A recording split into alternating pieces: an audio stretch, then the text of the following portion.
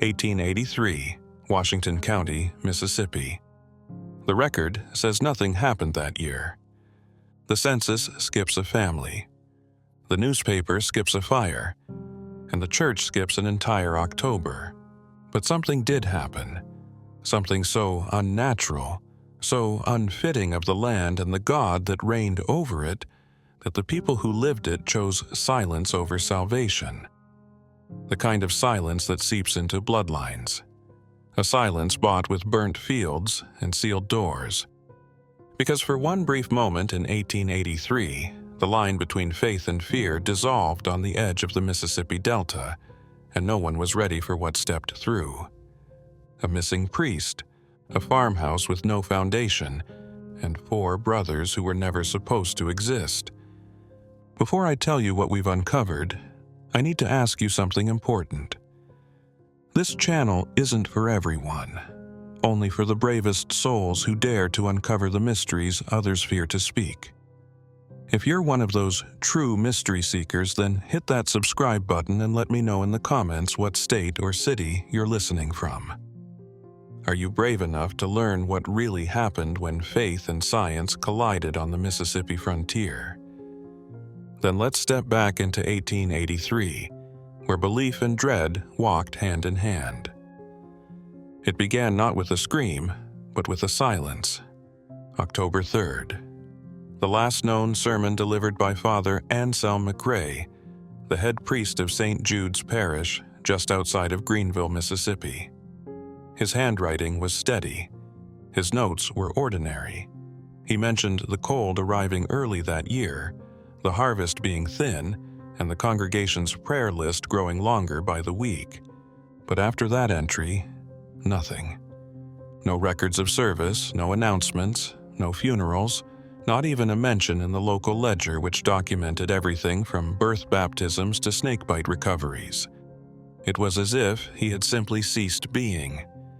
Until, almost 60 years later, a renovation of St. Jude's back wall revealed something strange.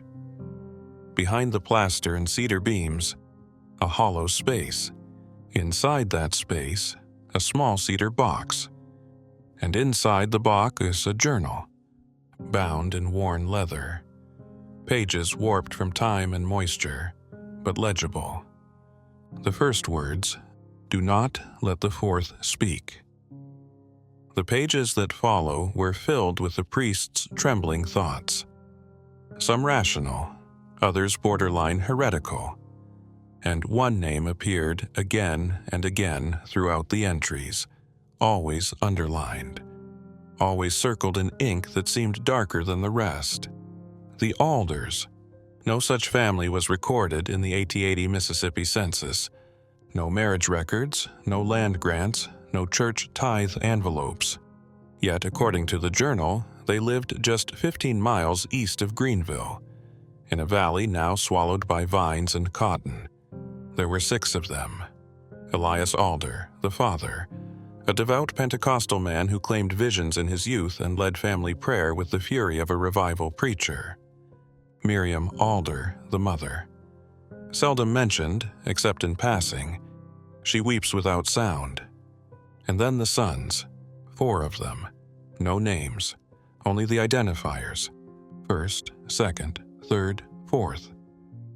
Father McRae writes of being summoned one night to their home, not with urgency, but with formality. A letter, delivered by a man who refused to give his name, sealed in wax with no emblem. The note was short. "We require sacramental guidance. You will speak to the Father first. Enter by the east door." That same day, the priest visited the county office to request land records for the Alder family. The clerk told him no such property was registered, but when the priest sketched the approximate location of the farmhouse, the clerk grew pale. He said, "That valley don't map right. We tried years ago. Compass won't stay north." Still, Father McRae went. He noted the smell first, not of rot or smoke, but of stone. Cold, wet, mineral-rich. Odd for a place that hadn't seen rain in a month. He was greeted by the father, Elias. described him as a man who stared through you, not at you. No handshake, no pleasantries, only this: "They're not right, Father. They learn what I don't teach. They speak things I never say." He led McRae into the house. The priest noted several oddities in the margins of his journal. Doors without doorknobs, only latches. Salt poured in straight lines beneath every window. A large iron crucifix bent unnaturally across the main threshold. But it was the silence of the children that disturbed him most. He wrote, "The four sat at the table as if posed, eyes lowered, hands folded. But the moment I stepped closer, I felt it. Not heat, not cold, just a presence. Like air had weight." Elias Alder refused to let him speak to the boys individually. "They must be heard as one," he said, "else their tongues divide." Before McRae could bless the meal, one of the boys raised his head. The priest describes it in shaky lines. The eldest, I presume. He said nothing, but mouthed a word I could not name. My stomach twisted. I forgot the blessing. Miriam wept silently. Elias clenched his fist. The boy's mouth formed it again, that same word. When McRae asked what it meant, Elias shouted, not at the boy, but at McRae. "You heard nothing. If you hear it, you must repeat it. And if you repeat it, it opens the door." No further entry was written that day. The next dated journal page is October 5th. It simply reads, "They do not sleep, they hum, each in different tone. Together it sounds like crying." What happened in those 2 days remains a mystery. But something terrified the priest enough to hide his journal behind a wall, abandon his congregation, and vanish into silence. To this day, his name is not included in the St. Jude's historical clergy list. No portrait, no grave, no death record, only his words remain, and the name Alder carved faintly into the back of that crucifix found during the renovation. But what were those boys? What did that word mean? And why won't science or the church acknowledge they ever lived? That's where we're going next. When the county surveyor returned from the Alder Valley in 1884, he brought back no maps, just a warning. He refused to enter the courthouse, met the clerk outside, hat clenched in his hands, and said, "Don't send no one else up there. The land turns in on itself." When asked what he meant, he paused, then added, "I walked 5 miles and ended up behind my own tracks, but I never turned once." No property deeds, no structural permits, no architectural drawings. And yet, everyone who's been to that place, be it to debunk the myth or cleanse the spirit, confirms the same thing. The house was real. A 2-story, timber-framed farmhouse with a steep pitched roof and cross-gabled windows that always seemed to watch, no matter the time of day. The foundation was stone, though none native to Mississippi. Pale gray, almost glimmering under moonlight. As if quarried from elsewhere, and surrounding the property not fences, but posts, dozens of them. Waist-high, marked with identical carvings. Each one with a handprint on the top, burned into the wood. No names, no dates, just the hands. Locals said it kept something in. Others said it kept everything else out. In a journal entry from October 7th, 1883, one of the last coherent pages written before Father McRae's handwriting devolves into trembling ink. He describes what he calls the evening observance. Each night, precisely at 9:03 p.m., the boys would gather outside beneath the barn awning. Barefoot, unmoving, each spaced 5 feet apart, forming a square around the well. They stare into each other's eyes, never blinking. The mother watches from the upstairs window. Elias remains in the cellar, praying aloud but incoherently. Then the humming would begin. The eldest would start. A single note. A low, guttural vibration that seemed too deep for a boy of his size. Then the second would follow, slightly higher. The third would match in dissonance. And the fourth, always last, always off-key. McRae writes, "It does not harmonize. It resists. It hurts to hear." By the fifth night, the priest began vomiting blood. He attributed it to spiritual affliction, but records from another priest's letter, found decades later at the Diocese of Jackson, suggest otherwise. A Bishop Whitley wrote, "The affliction you describe is not of moral or mortal nature. It is atmospheric, sonic. Stop writing, seal it. Do not send me another word." So he stopped writing about that. But a single note in the margins reads, "The fourth stares when the others blink. He does not follow, he remembers something." The question no one has ever been able to answer is this: where did they come from? Washington County records show no birth certificates, no baptismal records, no school enrollment, no neighbors recalling their arrival. But a local midwife, Olivia Kern, once mentioned in a private letter archived in the Mississippi State Historical Society that she had been summoned to a strange delivery back in the spring of 1872. She wrote, "It was unlike any birth I'd attended. The room was too quiet. The mother did not scream. Her eyes were open the entire time, but not once did she speak. All four came at once, not twins, not quadruplets.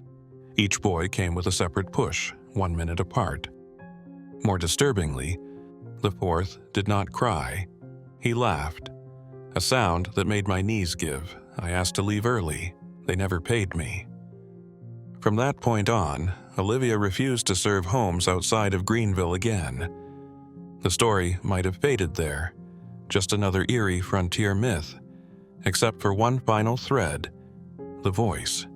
In 1891, during a student theological debate in Oxford, Mississippi, a young seminarian named Thomas Brough reported having visited the Alder property on a dare. He and 2 friends had heard the tale, tracked down the valley, and camped near the supposed location. They found nothing but vines. No house, no posts, no burned hands. But Brough claimed that at exactly 9:03 p.m., something strange happened. The trees stopped moving. Wind died. Then, from underground, a voice. Not a scream, not a word, just a sound I can't describe. It hit all 4 of us at once. One boy vomited, the other cried. I felt known. Brough's report was dismissed as stress-induced delirium. Yet 30 years later, he would become Archbishop of New Orleans and would never again speak publicly about that night. Then came the fire. In April of 1893, a lightning storm swept across northern Mississippi. The forest east of Greenville caught flame. When rescue teams reached the perimeter, they found only blackened soil and splintered posts. No house, no remains. But one tree remained untouched, an ancient oak in the center of the valley. Carved into its bark, burned deep by heat, yet untouched by flame, were 4 handprints, each a different size, one larger than the rest. But it's what they found under the roots that forced officials to classify the incident. A stone slab, just wide enough for a person to lie on, carved into it. They left singing. The 4th stayed behind.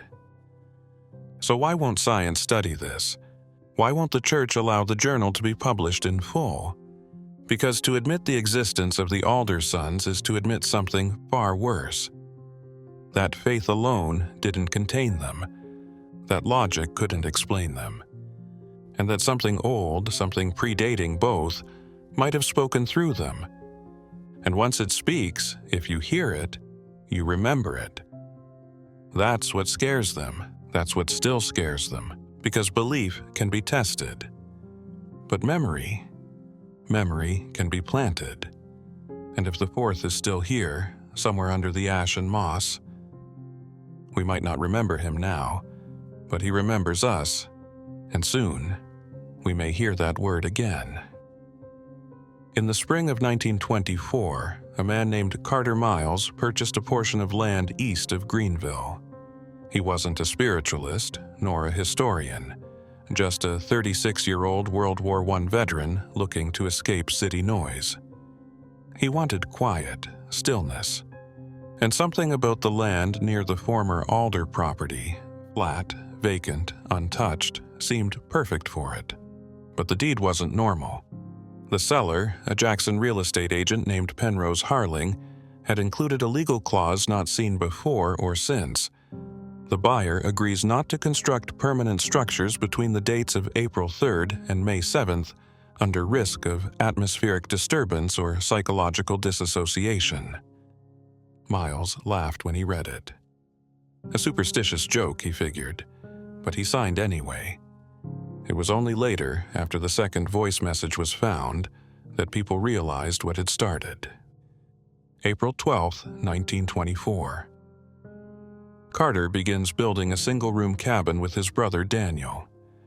At night, they camp near the southern oak line, the same oak grove believed to have bordered the Alder homestead. On the third night, Daniel wakes to Carter whispering outside the tent.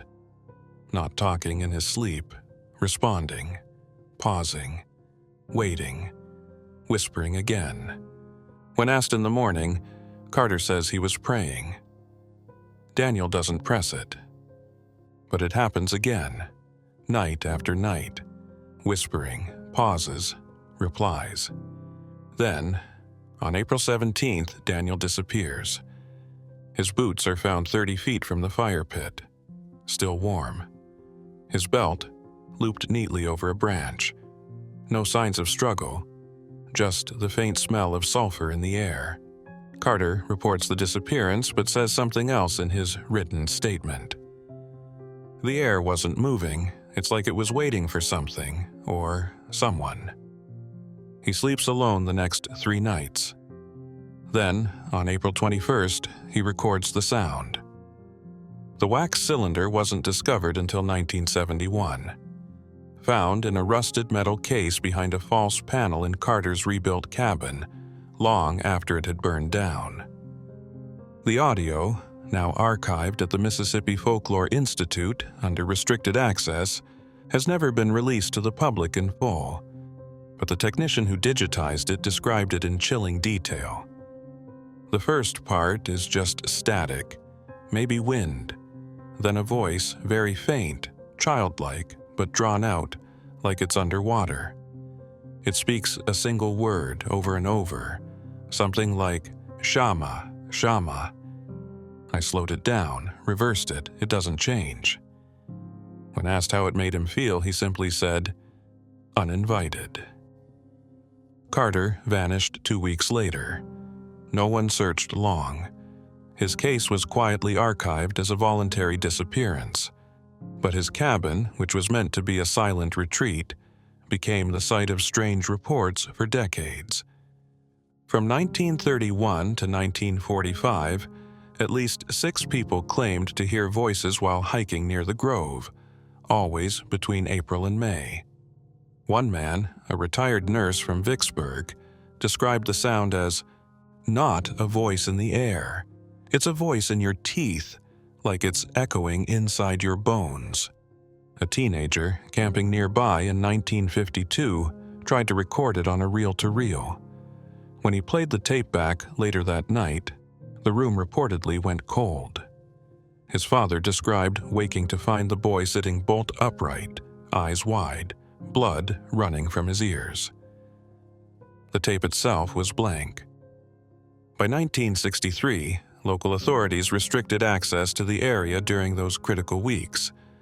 Officially, it was due to wildlife breeding patterns, but internal memos from the Mississippi Parks Department tell a different story. One ranger wrote, "Every year, around the same time, the birds leave. The bugs stop. Even the trees seem wrong. The bark feels soft, like skin." Another document references a report from a retired preacher who claimed to walk the grove during a personal crisis. He emerged 2 hours later, convinced he'd spoken to God. But what unsettled the investigators was what he couldn't remember. He said God had asked him a question, and that he had answered. But when asked what the question was, he wept, said it was too beautiful to recall. The man died 1 week later from a cerebral aneurysm. All this could have remained local myth, a whispered thread of Mississippi lore, until 1968. That year, a doctoral student named Ava Beaumont attempted to write her thesis on unmapped phenomena and rural folklore. She focused on the Alder region, tracking every reported incident back to its source. What she found made her abandon the project and her career, but not before sending one last letter to her professor. They are not gone. The voice is not the cause, it's the invitation. It doesn't want attention, it wants memory. That's how it survives. She never published again. She never spoke of it again. 2 years later, she entered a monastery in New Mexico under a different name. Now we return to the question: what is the voice? And why is it always heard, not in the ears, but in the body? Some have suggested infrasound. Others suggest trauma echo. But the real terror is not that we don't understand it, it's that it seems to understand us. Every person who's heard it describes the same progression. The air changes, soundless. The perception of being seen, though no one's present. A word or syllable repeated not in the air, but inside you. And then always memory, not your own. I saw my mother brushing her hair, but it wasn't her. I'd never been in that room, but I knew it. There was a war. Not this one, not our country. But I died in it, I felt it. I kissed a child goodnight, a daughter, but I've never had children. The voice doesn't speak, it recalls, and that may be the secret. If the fourth Alder son stayed behind, as every clue has suggested, if he did not perish but instead became the echo, the resonance that memory rides on, then we are not hearing a ghost. We're hearing a library, a living one, a thing that keeps itself alive through us, each listener another branch, each memory a leaf, each echo a seed, and the next time it speaks, when it asks you that one unforgettable, unrepeatable question, will you answer? Because if you do, you might just become part of the story. And the fourth never forgets his stories. He only waits for the next voice. Maybe yours. By the time the first frost settled over the town of Wilburn in late November 1883, the townspeople had already stopped visiting the Alders' property. Not even out of superstition, but exhaustion. Too many stories, too many contradictions, too many almosts, almost saw something, almost heard something, almost went inside. The postmen had started leaving their letters in a tin box nailed to the gatepost, and the doctor who once made regular house calls now only responded to letters, if they were written in detail and slipped under his clinic door without anyone noticing. But inside the Alder home, something had shifted. It wasn't dramatic at first, just a silence that felt heavy, as if the walls themselves were listening. That November, the youngest of the four brothers, Elijah, who had once been the most talkative, stopped speaking altogether. And it wasn't just speech. He stopped blinking when spoken to. He stared longer. He moved slower. He didn't answer to his name. He would just sit in the same worn chair beside the fireplace, hands folded like he was waiting for something, or someone. Sarah Alder, their mother, didn't take him to church anymore. And this is when the floorboards began to speak. It started with Isaac, the eldest. One night, while cleaning up the kitchen alone, he heard a dragging sound. It wasn't sharp like furniture. It was wet, like flesh sliding across wood. He froze, dish towel still in hand, listening. It came again, from the hallway behind the kitchen, from under the floor. At first he thought it was rats. The house was old, and the crawl space underneath had always been damp. But this wasn't scratching or skittering. This had weight. He called out for Elijah. No response. He opened the trapdoor to the crawl space and peered down. His candle flickered hard, but he saw nothing but dust, black damp beams, and a rope that shouldn't have been there. It was thick, braided, and stretched into the darkness, not tied to anything, just disappearing. The next day, the rope was gone. By the end of the week, all three older brothers heard it. Abel, Isaac, and Jonah. Each time they described it, the details grew more specific. Sometimes it sounded like chains, other times like whispering. Once, Abel swore it said his name. Only Elijah remained silent. He still sat by the fire. And at night he would rise, always at 3:17 a.m., and walk barefoot across the creaky wood to stare into the hallway, his eyes unblinking, as if waiting for someone to return from the crawl space. One night, a neighbor named Silas McCrae, half drunk and curious, decided to sneak onto the Alder property. He'd heard one too many stories in town and wagered with a friend that he could make it to the front porch, knock twice, and walk away unscathed. Silas never made it to the porch. His friend, waiting by the fence, swore that Silas stopped mid-stride, stared at the house for several minutes, and then turned around and walked into the nearby woods. He never came back out. His hat was found days later, sitting perfectly placed on the porch step. Sarah Alder, despite all this, remained strangely composed. She'd stopped cooking altogether. The boys didn't seem to eat. When asked by a distant cousin if she needed supplies, she simply said, "They are full of things they've never told me." She had started writing. Long pages, scribbled letters no one could read. Not even she. She said her hands moved on their own. When she went to the general store for the last time, she asked for only 3 things: a Bible with no cross, a jar of lamp oil, rope. The storekeeper never asked questions, but he made the sign of the cross after she left.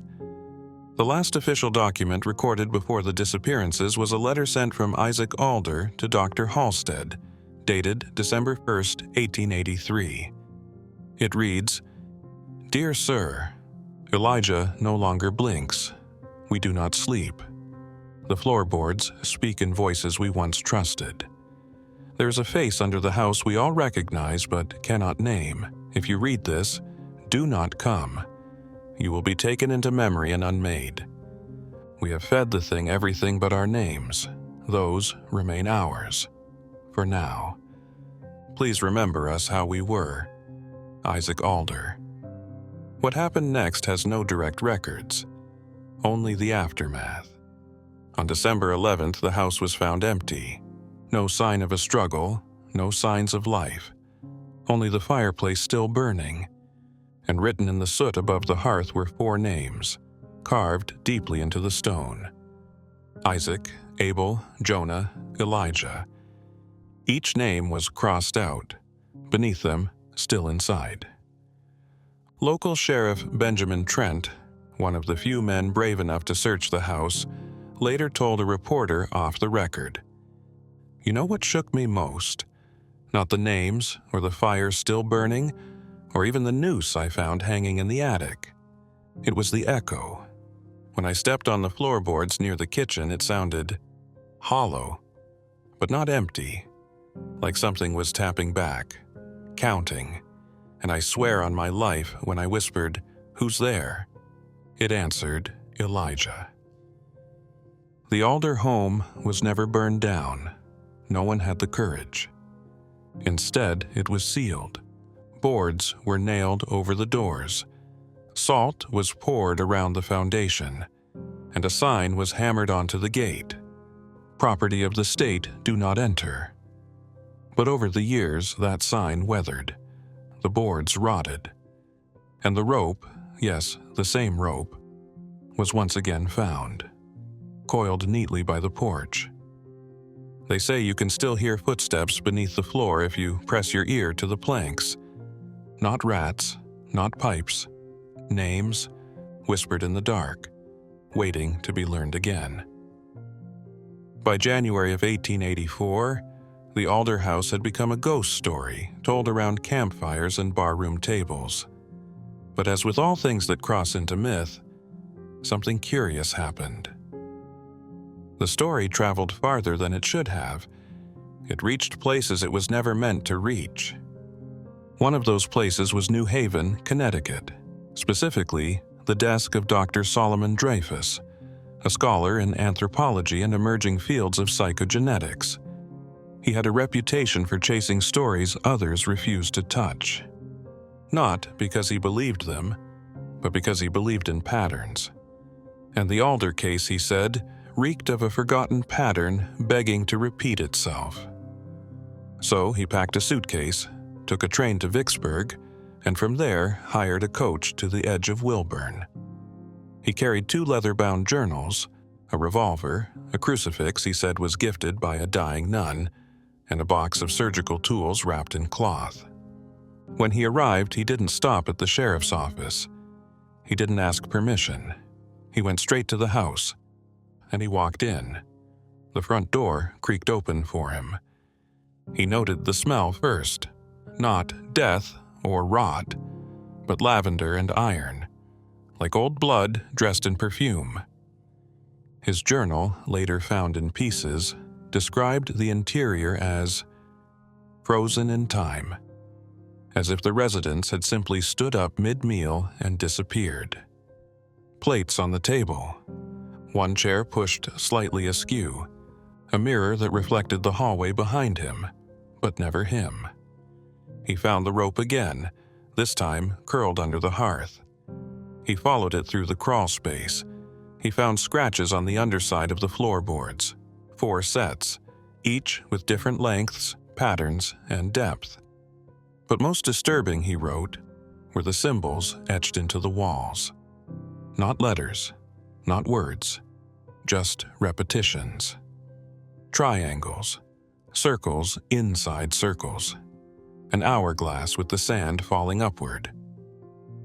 He traced one symbol with his gloved finger. The wall pulsed with warmth. He did not sleep that night. In the morning, he went to town and requested the church keys from Father Byron. The priest refused. "I won't open God's house for a man digging in the devil's cellar," he said. So Dreyfus broke in. Inside the church he knelt, not to pray, but to listen. He placed a tuning fork on the altar and struck it once. The tone rang out and echoed not once but 3 times, the final echo far lower than it should have been. He scribbled something in his journal, and then he stopped writing altogether for 3 pages. That evening, he returned to the Alder House and locked the doors behind him. He brought no food, no lamp, just the crucifix, the revolver, and a recording device, an experimental machine designed to capture vibration on wax cylinders. He set it beside the fireplace and whispered, "Speak now, and let your silence be broken." The next morning, the device was shattered. The wax cylinder gone, but the revolver remained. 1 bullet missing. The sheriff was notified by a farmhand who saw Dreyfus's horse wandering loose near the tree line. When they entered the house, it was empty. No sign of struggle, no sign of blood. But above the fireplace in fresh ash, someone had written, "Ask the right questions, or become the answer." Weeks later, pieces of Dreyfus's journal were found in the church confessional. Pages torn, burned at the edges. One entry was particularly chilling. They are not dead. They are remembered. And memory is a more permanent prison than flesh. Elijah was the first to refuse forgetting. The others followed, but they didn't disappear. They were folded, like pages turned inward. I heard their voices beneath the floor last night. They weren't calling for help. They were calling for me. What makes Dreyfus's story unique isn't just the mystery surrounding his disappearance. It's the aftermath. Because once news of his fate reached the East Coast, the academic world went silent. Harvard issued a notice disavowing any connection with his work.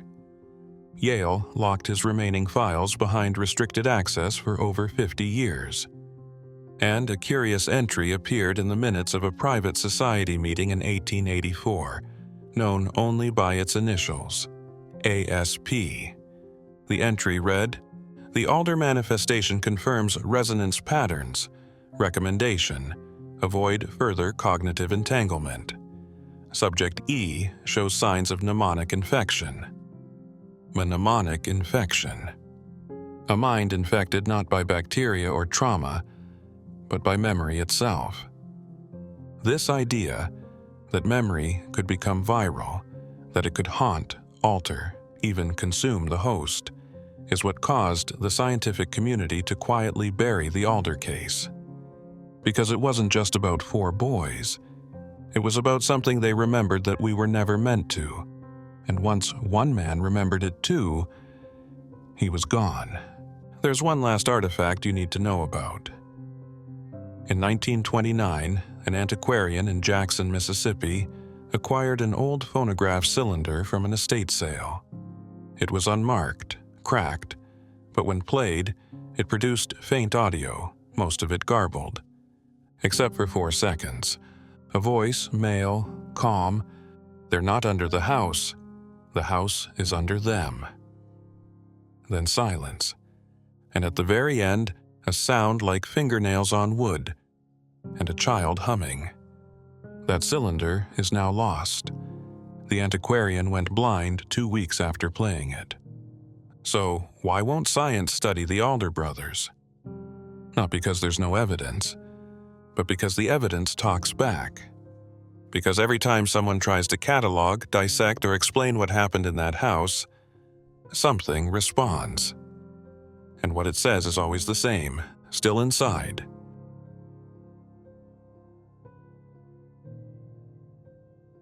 By the winter of 1883, something had changed inside the Alder household. Those who passed the property on horseback described it as unseasonably still, like the air itself refused to move. Locals began walking longer routes just to avoid the old trail that passed near the house. Inside, the boys were no longer boys. Elijah had grown silent, barely speaking unless addressed by name. Caleb, the youngest, spoke in a stilted, reversed cadence, as if his thoughts came from somewhere else and had to be unraveled before reaching his tongue. Thomas, once the boldest, now stared out the western window for hours, mumbling numbers that didn't repeat. But Jacob had changed most. He kept a journal tucked beneath a floorboard under his cot. In it, he documented strange phenomena with obsessive precision. "The stone is warmer today than it should be," he wrote, "even at midnight.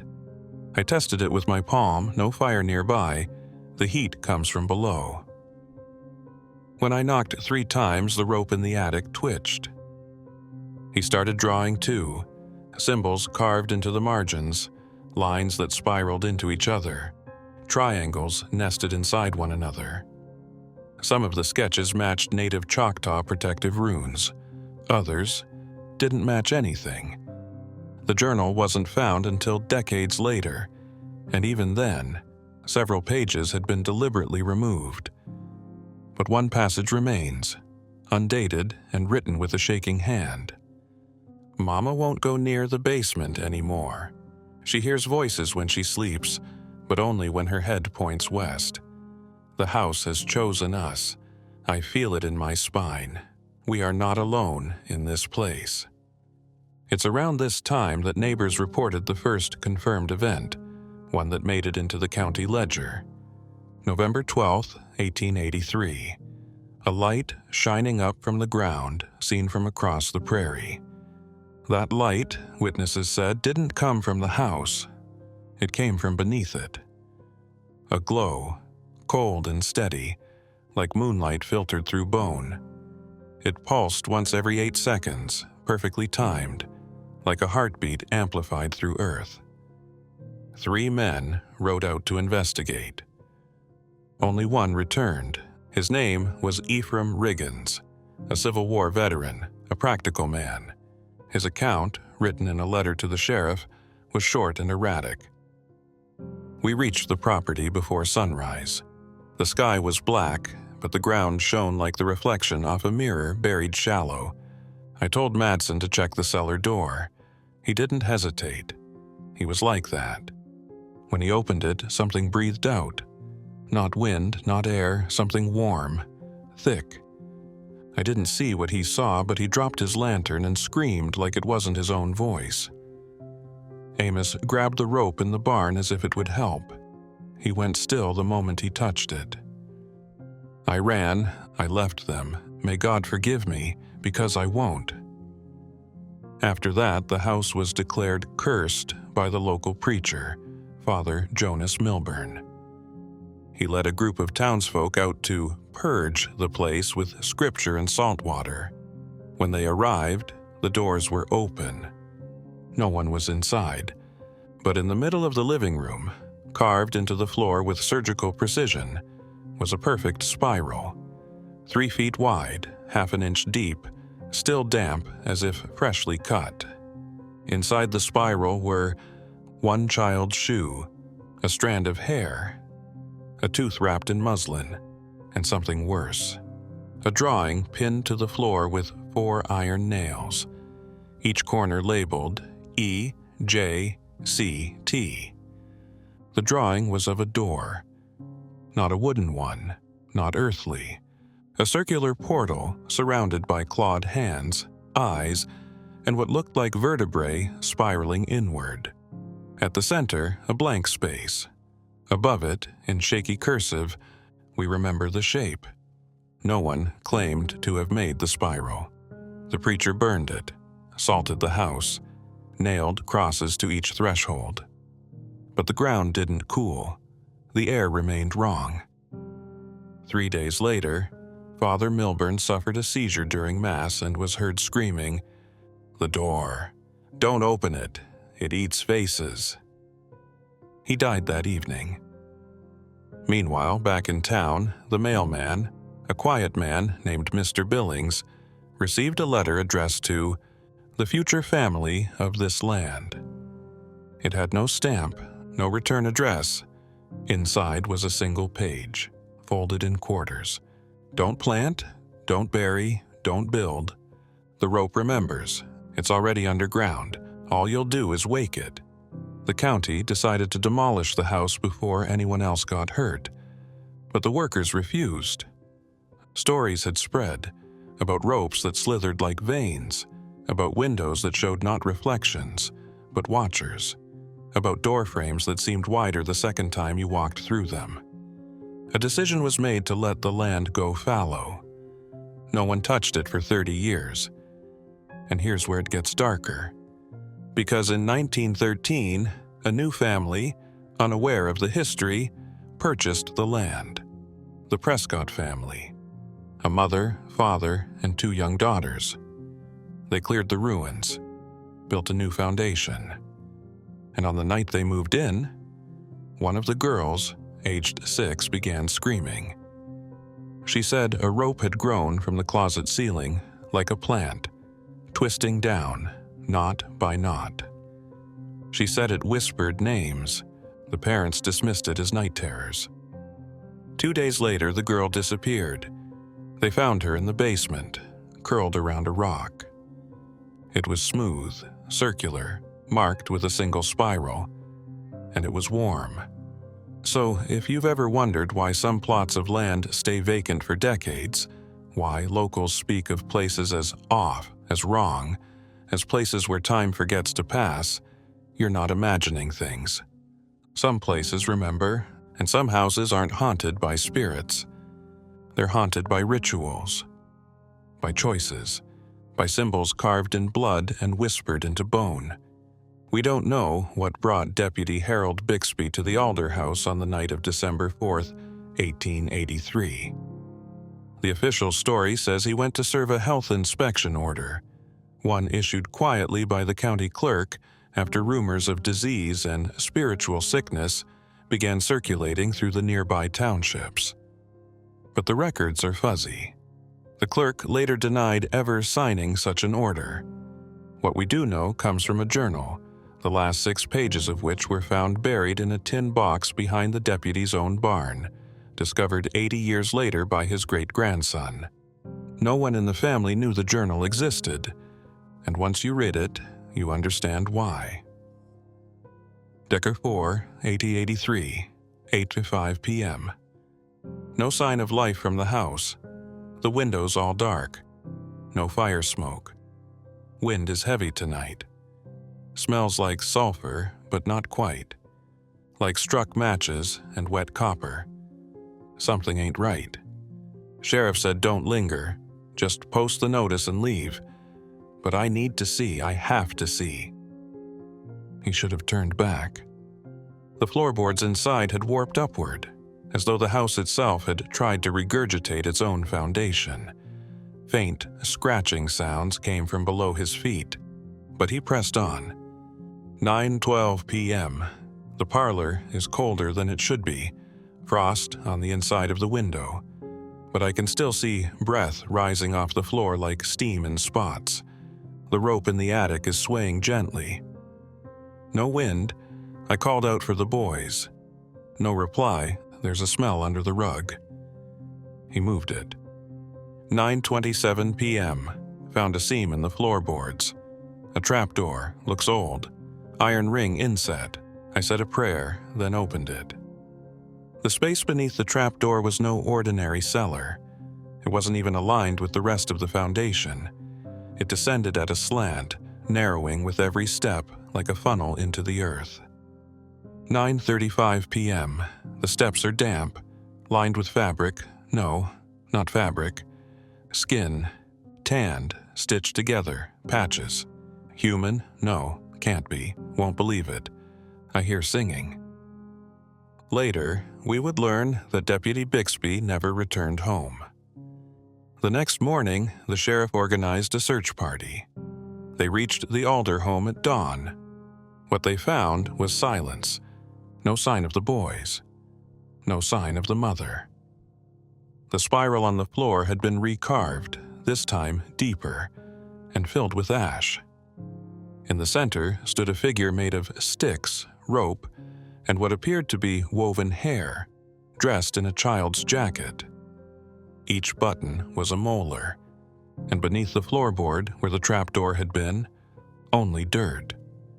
Fresh packed, no entrance, as if nothing had ever been there. But here's where the story fractures, because 20 years later, in 1903, a letter was received by the University of Mississippi's Department of Anthropology. It read, "To whom it may concern, I am writing to formally withdraw my submission of the Alder case file.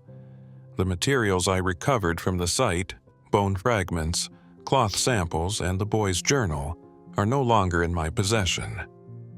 More importantly, I believe the site is active. I have been dreaming of ropes. I see faces at the end of them. I see my own. Please destroy this letter. Do not come looking for the house. It no longer wishes to be found." It was signed by a man named Professor Lionel Kearns, a respected academic. 2 months after sending the letter, Kearns disappeared. His car was found abandoned near the Tallahatchie River. His clothes folded neatly on the shore. But there were no footprints, only rope marks in the mud, dragging patterns, impossibly long, leading toward the tree line. No body was ever found. You might be asking, why didn't they dig up the land? Why not search deeper? They tried, once, In 1954, a private team of geologists arrived, hired by an oil company interested in exploring subterranean mineral veins beneath the area. They drilled precisely 23 feet before the equipment halted. Not from stone, but from fibrous resistance. The drill bit returned wrapped in material resembling hair and thread, coiled around the metal as if it had grasped it. A week later, one of the geologists hung himself in a hotel in Oxford. He left a note. I saw the floor, and it saw me back. Even today, aerial photos of the area reveal a distinct pattern in the vegetation, rings of unnatural thinning centered on where the alder house once stood. Animals avoid it.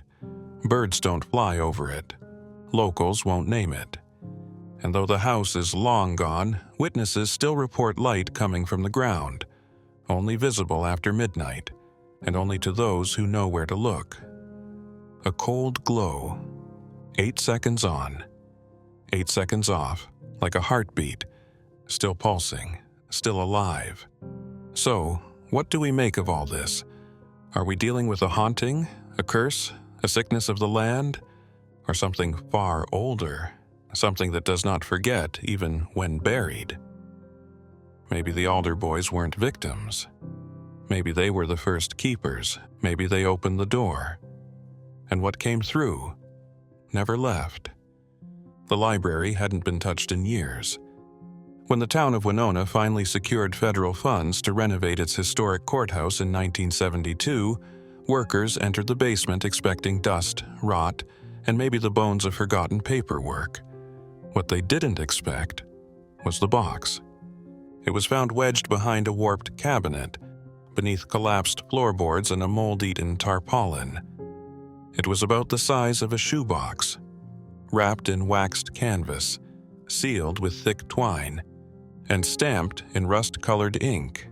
Property of J.A. Do not open until the floor breathes again. The head archivist, a woman named Doris Clark, opened it against her better judgment.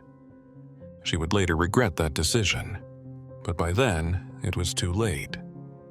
Inside the box were 5 items: a collection of charcoal sketches drawn on yellowed pages torn from a ledger, an unlabeled phonograph cylinder, cracked but intact, a lock of hair tied with a frayed red thread, a torn Bible page marked and annotated, a single note folded into quarters. It simply read, "Don't trust what walks without a shadow. If it knocks twice, don't answer the third. If it sings, bury your name." All items were cataloged, but none were ever officially added to the state archive. Why? Because something happened the night Doris Clark took the phonograph cylinder home. She had borrowed it to digitize it privately. Equipment at the library was too outdated, and she didn't trust the tech interns. She wanted it done right. What she captured was a recording just under 2 minutes long. The audio begins with static, then a faint, grinding sound, like a crank turning slowly. Then, a voice. High, boyish, but hollow, like it was speaking from inside a tunnel. "The floor moves when we don't look. Mama says we have to be good or the rope will remember, but I remember first." 15 seconds of silence. Then, laughter. Not one boy, 4. Layered, chiming over each other in broken rhythm. And finally, "I found where the deputy sleeps. I kept his teeth. They taste like gunpowder." The audio ends with a single high-pitched chime. When Doris played the recording back that night, her dog began to scratch the baseboards, then the walls, then his own throat. He died before morning. The recording was never played again. Now, the drawings. There were 8 in total. They depicted the alder boys, but not as they appeared in photographs. These sketches showed them distorted. One brother with his arms too long, dragging behind him like ropes. Another with hollow eyes and no mouth, just an open cavity where words would never form. A third bound in belts of scripture carved into the skin, and the last shown upside down, head planted in the floor, feet in the air, yet standing. Beneath each drawing were dates. Each matched the anniversary of a missing person case near the property, stretching from 1884 to 1909. One sketch had a red X across the chest. It was the only one with a name: Jacob. As for the Bible page, it was from the book of Job.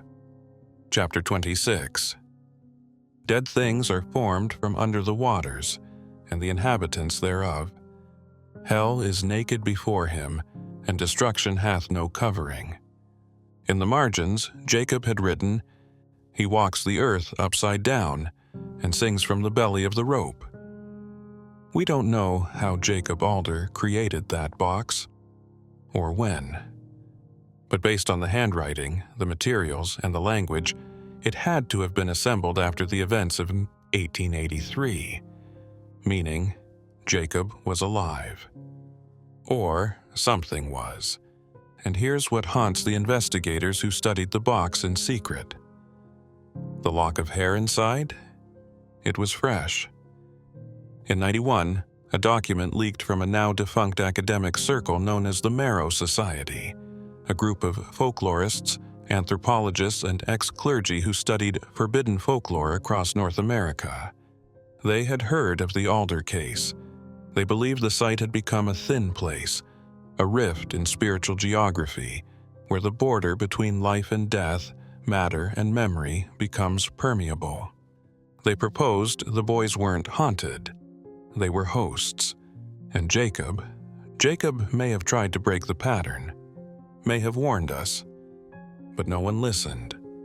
The box was buried again, until the floor breathes. But here's the part they never explained. Why did the box reappear in 2019? During a library auction, a collector in Baton Rouge purchased a random lot of unsorted archives from Mississippi's surplus sale. He didn't know what he had until the box began to whisper. He reported hearing children's voices when he opened the container. The drawings had shifted, now showing his own face. And the hair was missing, no longer tied in red. Are we dealing with a curse, or a story so powerful, so repeated, that it becomes real? Did the Alder house die in 1883? Or does it still exist, somewhere underground, waiting to be remembered? Because that's the final rule in Jacob's note. If you forget us, we fade, but if you remember, we wake. By the spring of 1901, the Alder property had been officially condemned. Nothing could grow in its soil. Crops failed within weeks. Livestock miscarried. Even the birds avoided the skies above it. Locals claimed the earth there made a sound at night, like a heartbeat, or worse, like breathing. And yet no one officially reported anything beyond atmospheric abnormalities and structural instability, because by then, the state had a different interest: forgetting. After Jacob vanished, the property was purchased by a logging company. They intended to clear the land and harvest the old oaks. But by the end of their second week, 2 men had gone missing. One had hanged himself in camp, and the team foreman had carved the word "remember" into the bark of a tree with his own teeth. They left. They never filed paperwork. The site remained untouched for years. But that didn't mean it was abandoned, because people kept seeing things. One account comes from a traveling preacher, Reverend Timothy Holt, who claimed in a letter to his wife that he had seen 4 boys standing perfectly still in the clearing at dawn. He approached them, offering them bread. One of them whispered, "We already ate," then disappeared. His final letter, dated 1907, ends with the phrase, "Their mother is under the house, and she's still singing." By 1920, Winona was booming again. The past, it seemed, had been paved over. But if you knew the right basements, the right attics, you'd find things. Red thread tucked into walls, fingernail scratches in foundation stone, whispers under the floorboards, always in 4 voices, and always at 3:17 a.m. Why that time? Because that's when the sheriff wrote the death certificates. All 4, all at once, all cause of death listed as unknown, see notes. The notes, of course, are missing. In 1956, a teacher named Clara Bennett assigned her 8th grade class to write family histories. One student, Eli Granger, submitted a project on the Alder family. No one had spoken that name in years. He said he found a locked trunk in his grandmother's shed. Inside, letters, drawings, and a rope that smelled like burning wood. 3 days later, Eli was withdrawn from school. The official record says his family moved to Louisiana, but no forwarding address was given, and in the margin of his last assignment, his teacher found something written in faint pencil. If they breathe in your story, they breathe in your house. In 1983, on the 100th anniversary of the Alder tragedy, a group of folklore students from Ole Miss visited the site with a tape recorder. They brought sage, holy water, salt lines. They laughed at the legends, but when they played their tape back, the laughter wasn't theirs. The voices on the recording didn't match any of the students. And worse, there were 5. The 5th voice was a woman, and all she said was, "He buried me in the floor so I could sing forever." The students never published their findings. One of them went on to become a professor in Maine. His final paper was titled, "Oral Histories and Self-Fulfilling Hauntings." He never mentioned the Alder name again, but he never moved out of his apartment's basement unit either. He said it was safer near the floor. So why does no one study the Alder sons? Because every time someone tries, something follows. Not ghosts, not curses, but attention. Stories breathe when you remember them, and some stories want more than air. They want you, your memory, your voice, your fear.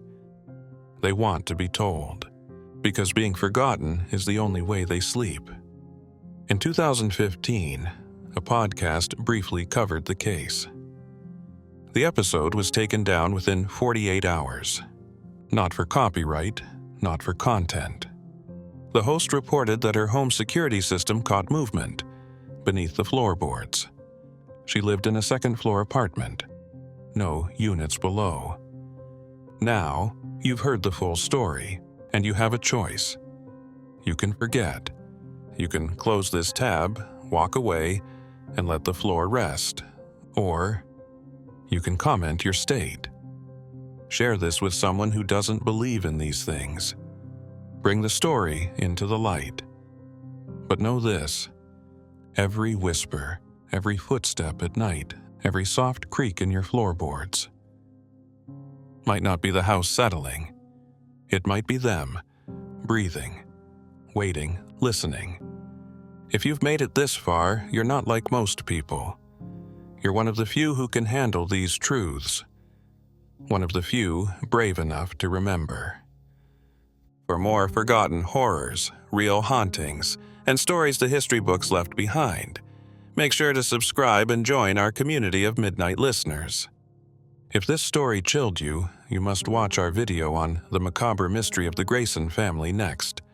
There's a disturbing connection between the 2 cases that was never published publicly, until now. Disclaimer: this content is inspired by true historical folklore and dramatized for entertainment. Names, dates, and details have been adapted to respect privacy. Viewer discretion is advised.